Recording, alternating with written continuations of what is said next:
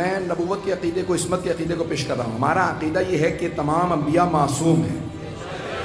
ہمارا عقیدہ یہ ہے کہ رسول خدا کے اوصیاء معصوم ہیں. اب رسول خدا کی جگہ پہ جسے آنا چاہیے اسے معصوم ہونا چاہیے. امام اگر معصوم نہ ہو تو انسان ہمیشہ شک کرتا رہے گا. اور لوگوں کا تو معاذ اللہ، یعنی بہرحال اب یہ عقیدہ پیش کر رہا ہوں، اپنا عقیدہ میں بتا دیتا ہوں، لوگوں کا پیش نہیں کروں گا. رسول خدا سے متعلق بعض لوگ افراد کہتے ہیں کہ نہیں، رسول خدا معاذ اللہ معصوم نہیں تھے. بعض مسلمان کہنے لگے ہیں، میں کہہ تو گیا مسلمان، لیکن اب نام نہاد مسلمان کہہ لیجئے. نام نہاد مسلمان کہنے لگے رسول خدا معصوم نہیں تھے، صرف اس لیے کہ یہ نہ کہنا پڑے کہ بھئی اگر وہ معصوم تھے تو ان کی جگہ پہ آنے والے کو معصوم ہونا چاہیے. بات پہنچ گئی. تو میں ایک سادہ سی مثال دے دیتا ہوں. جو ایک حکایت لکھی ہے کسی بزرگ نے، نام لیے بغیر، کہ ایک آدمی کی ایک بیماری تھی تو وہ یہ دعا نہیں مانگتا تھا پروردگارہ میں ٹھیک ہو جاؤں، وہ کہتا تھا پروردگارہ ساری بستی کو بیماری ہو جائے. یہ سب کو بیماری لگ جائے گی تو کوئی مجھے نہیں کہے گا یہی بیمار ہے. انہوں نے یہ کوشش نہیں کہ دوسروں کے دھبے تو دھو نہیں سکتے تھے، یہ تو کہہ نہیں سکتے تھے یہ بھی معصوم، وہ بھی معصوم، وہ بھی معصوم. بھئی سابقہ شرک کا کیا کریں گے کہ سابقہ طور پہ مشرک تھے اور گناہ بھی تھے، میں نے تو کوئی گناہ بھی نہیں گنوایا، حضرات خاموش ہو گئے ہیں. تو عزیزان گرامی، ختمی مرتبہ معصوم ہیں اور انہیں اپنی جگہ پہ کسی ایسے کو ہی لے کے آنا ہے جو ویسے ہی ہو.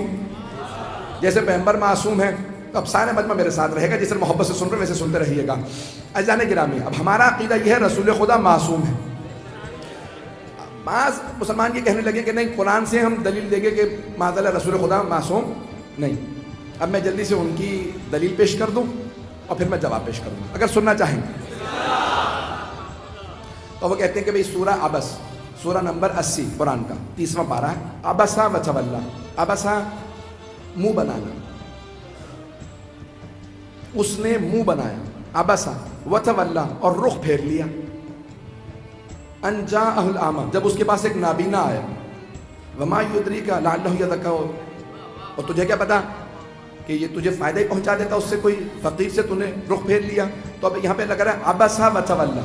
تو وہ بہت سے مسلمان کہتے ہیں یہ رسول خدا سے متعلق ہے. معاذ اللہ، سن رہے ہیں حضرات؟ اعتراض سن لیجئے گا. مجھے آپ اس حضرات غصے سے دیکھ رہے ہیں اس اعتراض پیش کرنے پہ جیسے میں نے خدا نہ کرے اعتراض کیا ہو. اب سن لیجئے، یہ مسلمانوں کا بعض کا اعتراض ہے. وہ کہتے ہیں عبسا وتولا، منہ بنایا اور رخ پھیر لیا.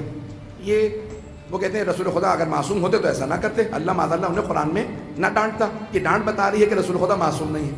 اب ائمہ علیہ السلام سے پوچھا، مولا، چھٹے امام سے پوچھا کسی نے، کہا مولا، بعض لوگ کہتے ہیں کہ یہ سورہ، یہ جو آیات آئی ہیں یہ رسول خدا سے متعلق ہے. کہ اگر رسول خدا ایسے ہوتے تو اللہ قرآن میں کیوں کہتا انکا لعلی خلق عظیم،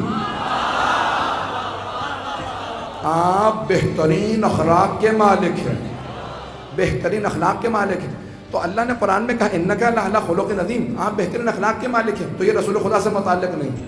کم مولا، لیکن وہ سب کہتے ہیں، بھائی بہت سے پہنچ گئے کہ لیکن مولا بہت سے مسلمان کہہ رہے ہیں کہ نہیں، رسول خدا نے چہرہ بنایا، یا میں یوں کہہ دوں کہ بھی مخلوق شکل کسی نے بنائی اور رخ پھیر لیا.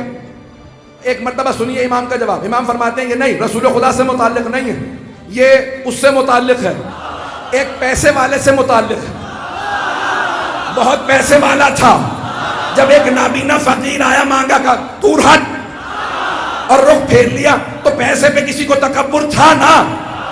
توجہ، کسی کے پاس بڑا پیسہ تھا، کوئی بڑا غنی تھا، کسی کے پاس بہت زیادہ پیسہ تھا. بھئی اگر رسول خدا سے اللہ مخاطب ہوتا تو کہتا عبستا وتولیتا، آپ نے منہ بنایا، آپ نے رخ پھیر لیا.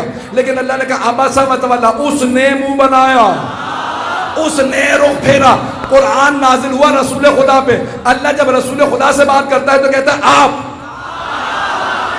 تو اللہ نے نہیں کہا آپ نے منہ بنایا، آپ نے رخ پھیرا. اللہ نے کہا میرے حبیب، یہ جو آپ کی بزم میں آ کے بیٹھتا ہے، اس نے منہ بنا کے رخ پھیر لیا.